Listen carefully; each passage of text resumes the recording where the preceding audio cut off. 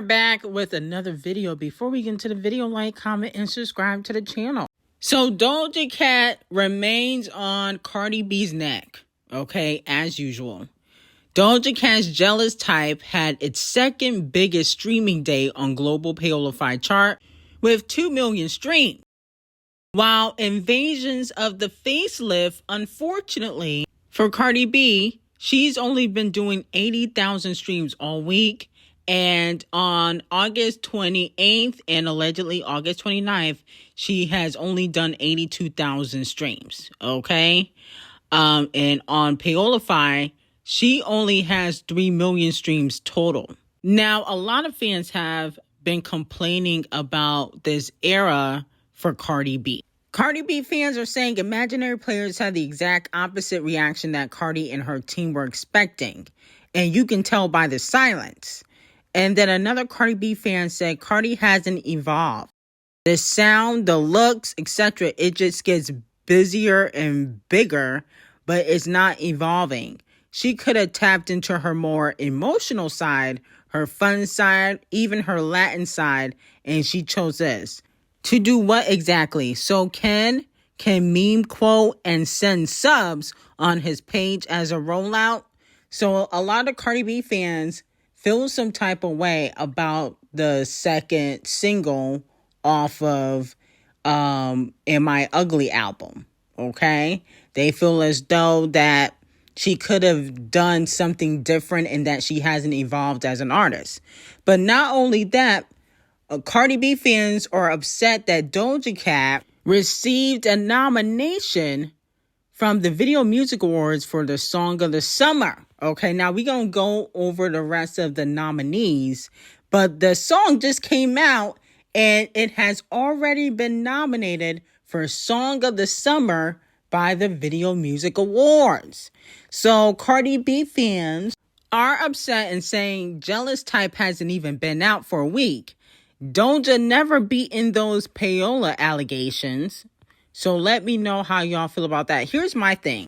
Cardi B, to me, is not an artist, okay? She's a reciter. She's a former, influencer / stripper, but she's not an artist. Doja Cat is an artist. She really do this, okay? I'm not even talking about just the music. Like, she literally writes. She produce. Like, she thinks outside the box when it comes to the outfits. And she don't have to be butt-ass naked to feel like, she's giving fashion. Okay, like some people have to do. And despite her being problematic, we can't deny that she's not problematic. She is. She never uses her relationship or her love life to sell records or to do PR stunts. Okay? Like Doja Cat, it's like 70% about the music and then 30% racist chats and scandals. But she doesn't use her relationship to sell records. Okay? She also doesn't try to get involved in the female rap drama. She doesn't click up with these female rappers like Cardi B does. Cardi B clicked up with Scratch Off, Megan Thee Stallion, at one moment in time, the City Girls. Like, she will click up with people that don't like Nicki Minaj. And Doja Cat doesn't really do stuff like that. Now, moving on to Tyla quickly. So, it has been revealed that Tyla decided to post Riri, the Queen of Makeup, on Instagram because it is Rihanna's 20th anniversary since her debut, Music of the Sun, okay? And so she decided to post Rihanna and pay homage. Allegedly, she's trying to get a Rihanna sample for her next project, and that's one of the reasons why she's showing, Rihanna love. Not saying that she's not a fan, because clearly everybody's a fan of Rihanna, whether you like her or not, but that is one of the reasons why she's posting her. I just feel as though Rihanna should, acknowledge Tyla. She never acknowledged Tyla ever.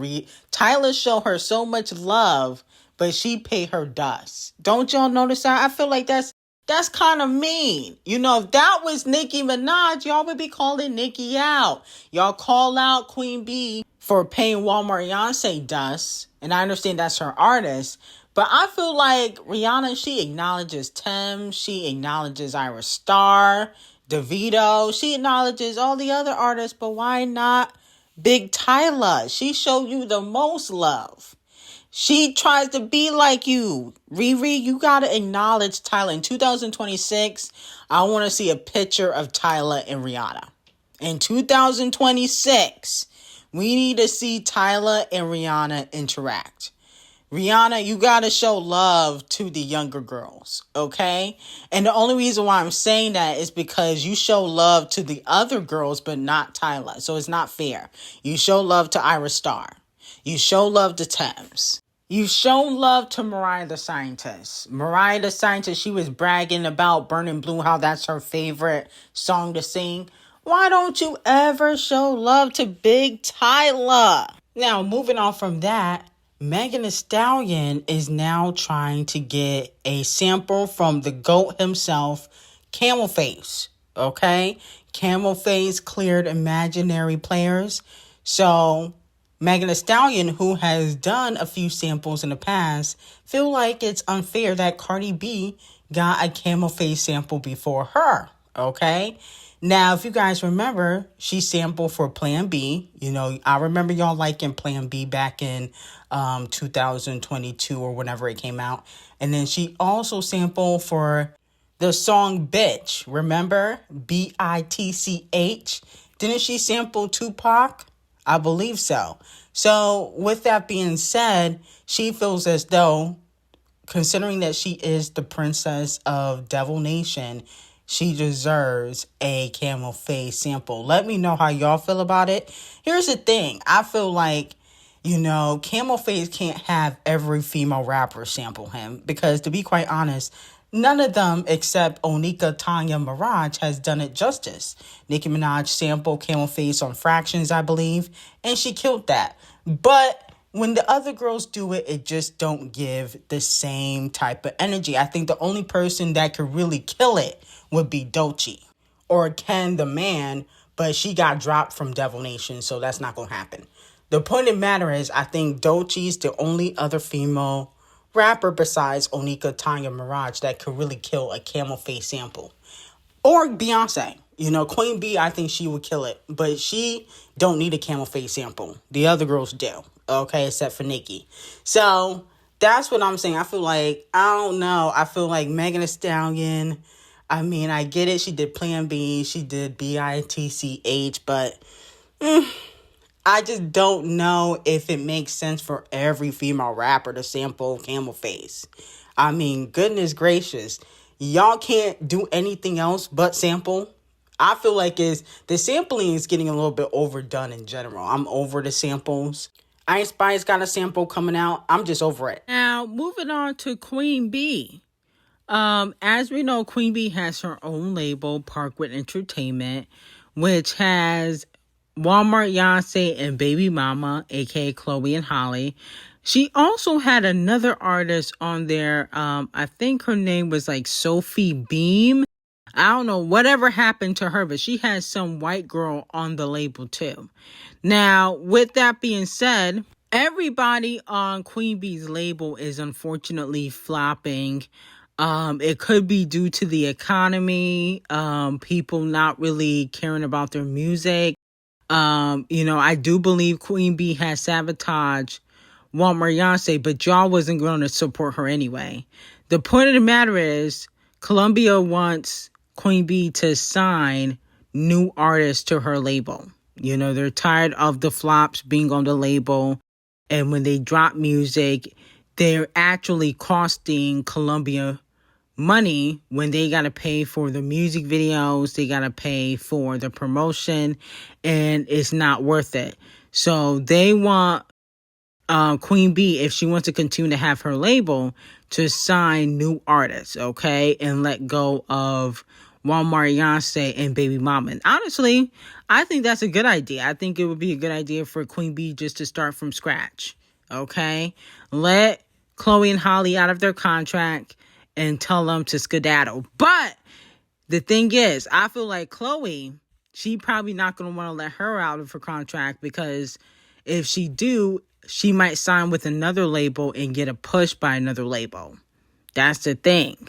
You know, she might get a moment and drop a hit like D0JA did with Nasty after she got dropped by RCA the Colorist and really blow up. That would be interesting. Now, here's the full list of the Video Music Awards Song of the Summer nominees. We got Headphones On by Addison Rae. Wasn't she complaining that she didn't get nominated because she was begging and complaining? Ordinary by Alex Warren. Mystical Magical by Benson Boone. That's a chop. All the Way by BX The Plug and Bailey Zimmerman. The Subway by Clownface. Fast by Demi Flop Lovato. Jealous Type by D0JA Cat. Golden by Hunter/X. I don't know who that is. Blue Strips by Jesse Murph. Daisies by Justin. You know what?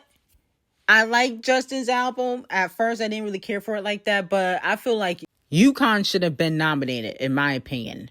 Shake It to the Max remix. No, I don't think so. What I Want by Morgan the Racist and Tate Murray. Absolutely, positively not.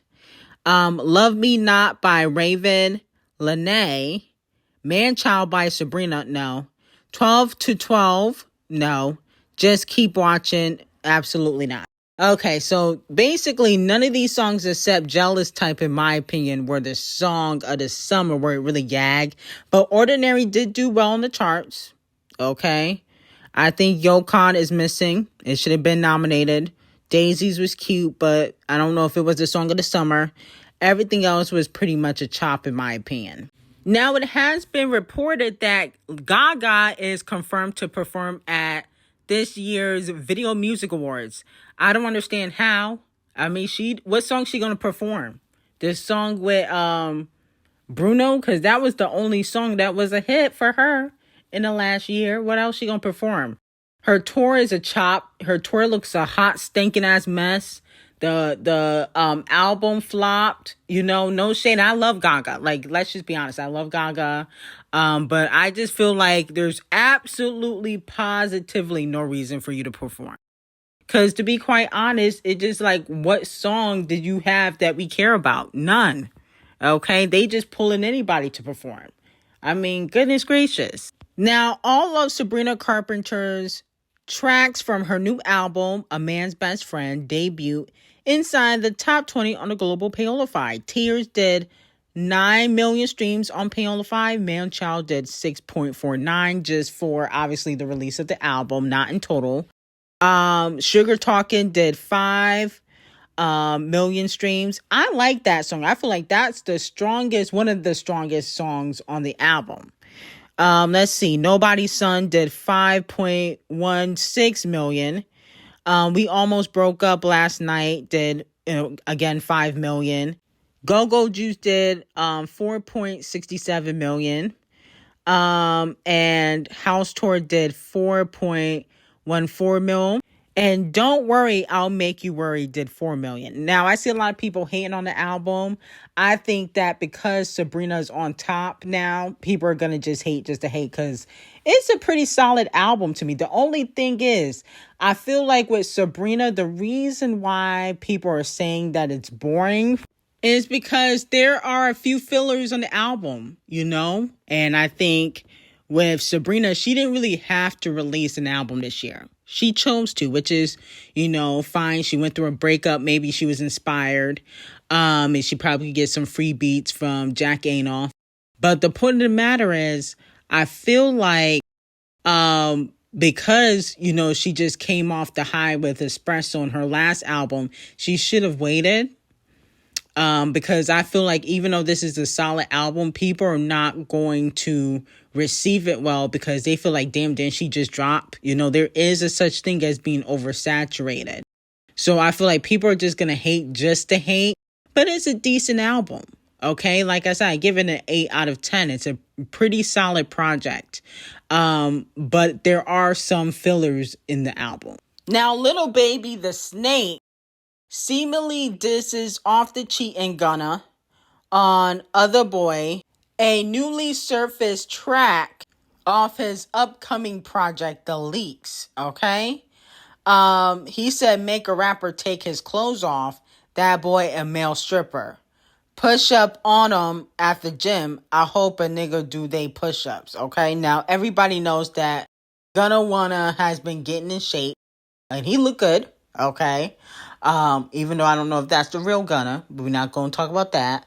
And then on top of that, it was revealed years ago that Off the Cheat got his chain snatched by a little baby in his crew. And he did absolutely nothing about it because he's a fake gangster. He's a fake gangster. You know, he had all this mouth for Kenneth Petty, but when little baby snatched your chain, what did you do and allegedly F your baby mama? Not Cardi B, but the other baby mama. You did nothing, okay? You did absolutely nada. So I do have to give Lil Baby 50,000 lashes only because I think it's corny to diss Gunna. Your boy just snitched. No shade. I understand this is, you know, a old song that just got leaked, but it don't matter. I don't think any rapper right now should be dissing Wanna Gunna if you're cool with Champagne Thickums or Young Thug. I'm sorry. If you're cool with them, you can't be dissing Gunna because they snitch all the time. And then Off the Cheat, I do have to give you your lashings too, only because you really gonna let little baby son you like that? Like he literally bragging about making you take off your clothes and snatching your chain. That's not good luck. But not shocked, you niggas is from Atlanta, and a lot of you guys are fake tough. Now moving on to Ella Mai, she came back with a new song called Tell Her, produced by what's his name? DJ Mustard. And she is sampling Destiny Child, Say My Name. Okay, so Queen B will be making a coin off of this record. And I listened to the record and it sounds pretty decent. I like this song. But my only thing about Ella Mai, and I've noticed this for years, is that she only sing in one tone. Like it's the same tone all throughout the song. Okay? I'm like, it's the same pitch, same tone. Even like the background vocals be the same tone. I don't know why she do that. Can she sing falsetto, or is it just that regular tone that she can sing? Okay. It seems like she can't really go high when it comes to her vocal skills. That's what it gives, in my opinion. No shade. I'm not judging her because I think she's still a good singer, but I just noticed that she only sing in one tone, and it was very noticeable in this record. It's like she couldn't go high. She wouldn't go low with her voice. It was the same pitch, same tone throughout the whole song. So I don't know. I just was like, that's kind of noticeable. I'm not saying it's a bad thing, but it's something that I did notice. But I would give the song like, you know, a 7 out of 10. I think it's a decent record. I don't know if a hit record, but a decent record. But anyway, I got some very hot tea on Sydney Sweetie and Screw Braun on Patreon. Link will be in the description. What really happened to Tamar Braxton, and also the Taylor engagement. That tea's on Patreon. Link will be in the description. And I hope you have a great day.